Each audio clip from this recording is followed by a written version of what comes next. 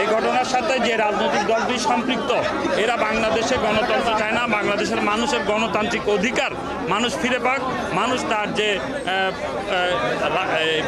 দেশ পরিচালনা তাদের পছন্দের প্রার্থীকে যেন ভোট দিয়ে পছন্দের দলকে যেন ক্ষমতায় নিতে না পারে, এই কারণে একটা ষড়যন্ত্র হচ্ছে। এই ষড়যন্ত্রের অংশ হিসেবে আজকের এই গণসংখ্যা এই সন্ত্রাসী হামলা হয়েছে বলে আমরা দৃঢ়ভাবে বিশ্বাস করি।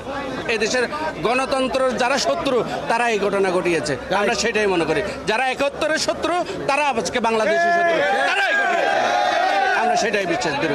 এবং আগামী দিনে যেন এই ঘটনা না ঘটে সেটার জন্য আমরা সোচ্চার থাকবো, বদ্ধপরিকর থাকবো।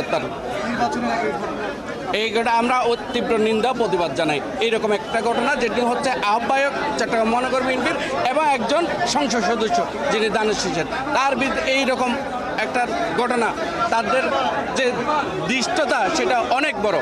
একটি ঘোলা পানিতে মাছ শিকারের মাধ্যমে যে নির্বাচনকে বানচাল করার একটি চক্র তো এখানে ওতপ্রোতভাবে জড়িত রয়েছে, এবং যারা এই নির্বাচনকে বানচাল করতে চায় এবং যারা বারবার পিআর সহ বিভিন্ন ইস্যুতে নির্বাচনকে পিছিয়ে দিতে চায়, আমরা মনে করি আজকে এই যে চিহ্নিত যারা সন্ত্রাসী বিএনপির একটি গণসংযোগ হচ্ছে, সেখানে সরাসরি গিয়ে গুলি করার এই যে দুঃসাহসটা, এর মাধ্যমে একটি নির্বাচনকে যাতে বানচাল করার মাধ্যমে তাদের যে পরাজয় তারা নিশ্চিত, এবং তারা যে বিএনপিকে মোকাবেলা করার মতো ভোটের মাধ্যমে তাদের যে শক্তিটা নাই, এই কারণে তারা নির্বাচন বানচাল করার যে অপচেষ্টা সেটা বিভিন্ন কায়দায় তারা নিচ্ছে। তারই ধারাবাহিকতায় আজকের এই ঘটনা।